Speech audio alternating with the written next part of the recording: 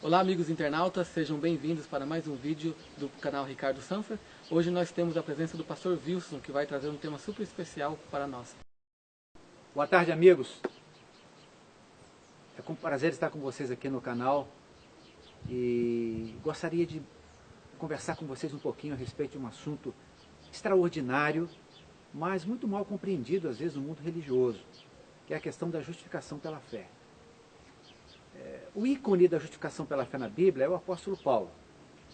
E ao escrever aos Romanos, no capítulo 3, verso 10, ele diz o seguinte, que como está escrito, não há um justo, nenhum sequer. E ele estava fundamentado em alguns textos do Antigo Testamento, por exemplo, como Eclesiastes, capítulo 7, verso 20, e diz que não há justo sobre a terra. E no mesmo capítulo 3 de Romanos, verso 23, ele diz a razão por que não há justo. Porque todos pecaram e destituídos estão da glória de Deus. O profeta Isaías nos mostra claramente, no capítulo 64, verso 6, que todos nós somos como imundos e nossos pecados como um vento nos arrebatam, e que a nossa justiça é como um trapo de imundícia. Como que a justiça humana se tornou um trapo de imundícia? Foi logo assim que o homem pecou, que ele perdeu a conexão com Deus. E ele passou a necessitar de um agente mediador entre ele e o Pai. Esse agente foi prometido lá em Gênesis 3,15.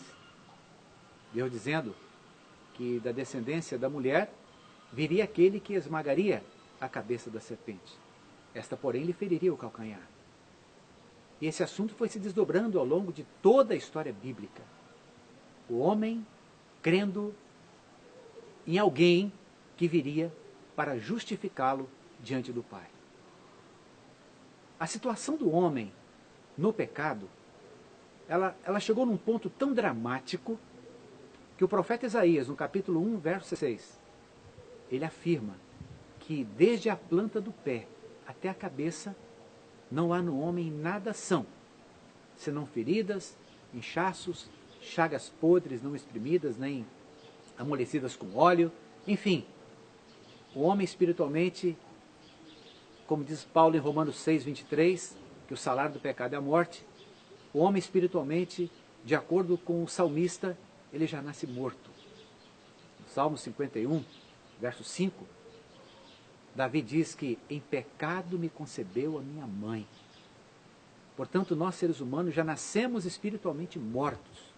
Nós já nascemos sem poder fazer nada para sermos justos ou salvos diante de Deus. O profeta Jeremias, no capítulo 2, verso 22, ele chega a dizer assim, que ainda que te laves com salitre e amontoes potassa sobre você, a tua iniquidade vai permanecer perante mim. O homem pode usar os mais pesados materiais de limpeza, que ele não vai conseguir tirar o pecado da sua natureza pecaminosa.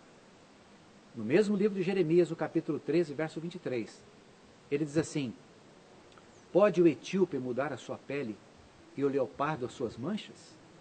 Então, se isso acontecer, vocês também, que são acostumados a fazer o mal, podereis fazer o bem.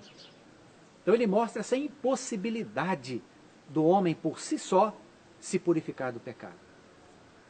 É uma situação dramática, irremediavelmente perdida a nossa situação se Deus não tivesse intervido com a sua maravilhosa graça.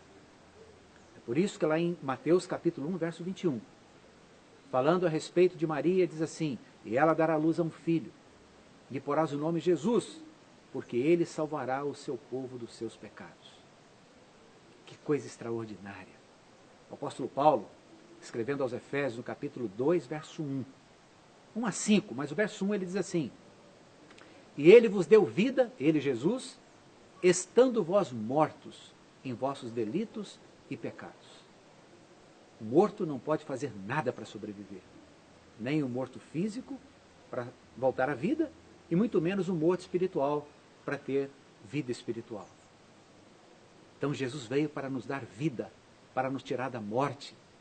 E o apóstolo Paulo, continuando ali em Efésios 2, Ele diz assim, porque no outro tempo nós andávamos segundo o curso deste mundo, seguindo o príncipe das potestades do ar e do espírito que agora opera nos filhos da desobediência, entre os quais todos nós também antes andávamos, fazendo o desejo da carne, e éramos por natureza filhos da ira como os outros também.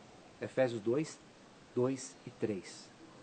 Mas no verso 4 e 5, ele diz assim, mas Deus, que é riquíssimo em misericórdia, pelo seu muito amor com que nos amou, estando nós mortos em nossos delitos e pecados, nos deu vida juntamente com Cristo. Pela graça sois salvos. Agora entra essa palavra extraordinária, graça. Pela graça. Graça, um dom imerecido. Um ser humano podre, sujo, sem nenhuma justiça para oferecer a Deus, recebe de Deus agora a graça, o perdão, a justiça através da morte de Jesus Cristo. Por isso que no verso 8, Paulo diz assim de Efésios 2, pela graça sois salvos, mediante a fé. Isso não vem de vós. Como pode vir de nós, se nós estamos naquela condição? Mas é dom de Deus. Que coisa extraordinária. Em Romanos capítulo 8, verso 1, ele diz assim, agora que o pecador, o morto espiritualmente, aceita Cristo pela fé, Paulo diz assim, Romanos 8, verso 1, agora nenhuma condenação há para os que estão em Cristo Jesus. E na segunda carta aos Coríntios, capítulo 2, verso 17, ele diz, capítulo 5, verso 17, agora o homem é uma nova criatura. As coisas velhas já passaram, eis que tudo se fez novo, porque ele está agora em novidade de vida. Mas eu quero chamar a sua atenção, meu querido telespectador, para duas perguntinhas que o apóstolo Paulo faz agora à igreja de Roma. No capítulo 6, verso 15, ele diz assim, e daí? Continuaremos pecando, porque não estamos mais debaixo da lei, mas debaixo da graça? Ele responde, de maneira nenhuma. O homem naquela situação estava debaixo da lei, porque ele estava transgredindo a lei e estava sob a condenação da lei. Mas ao aceitar a Cristo, Cristo agora o salva do pecado, que é a transgressão da lei. E Tiago 2,10 também acrescenta que se nós aceitarmos na nossa vida, procurarmos aceitar todos os mandamentos e deixar de aceitar um, nós nos tornamos culpados de todos. Portanto, pecadores, mortos espirituais. Então Paulo pergunta, continuaremos pecando porque não estamos mais debaixo da lei, mas debaixo da graça? De modo nenhum. Mas é comum nós ouvirmos por aí que ao morrer na cruz do Calvário, Jesus nos isenta de obedecer pelo menos parte dos mandamentos da santa lei de Deus. Mas em Romanos capítulo 3, verso 28, eu quero destacar para vocês dois versículos.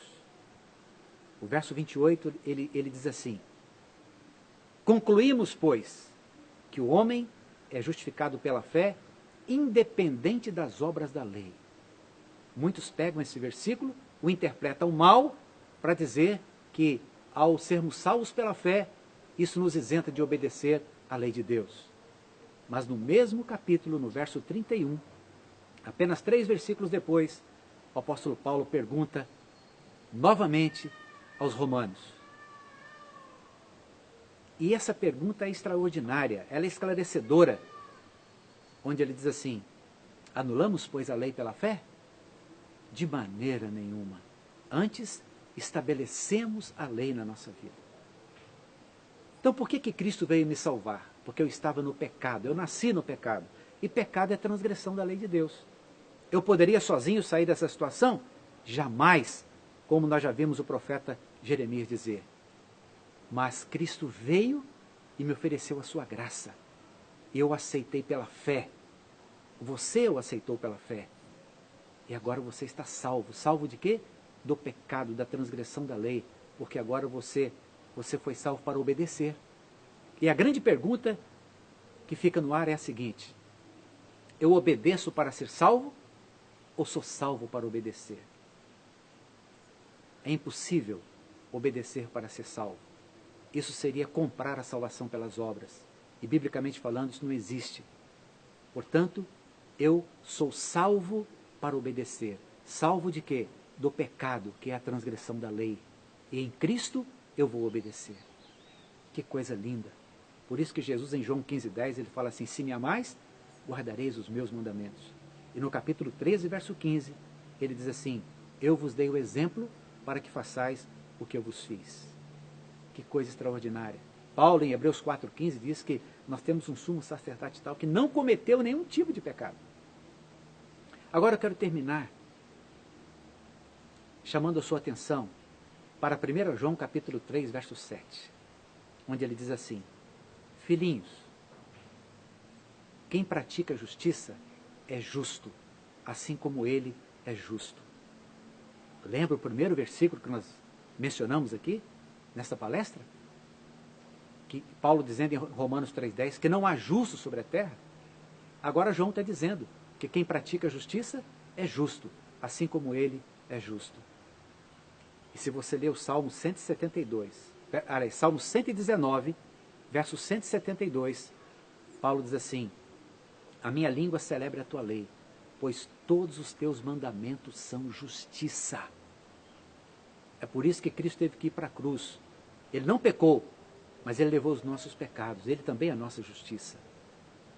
Então, João diz que quem pratica justiça é declarado justo perante o Pai.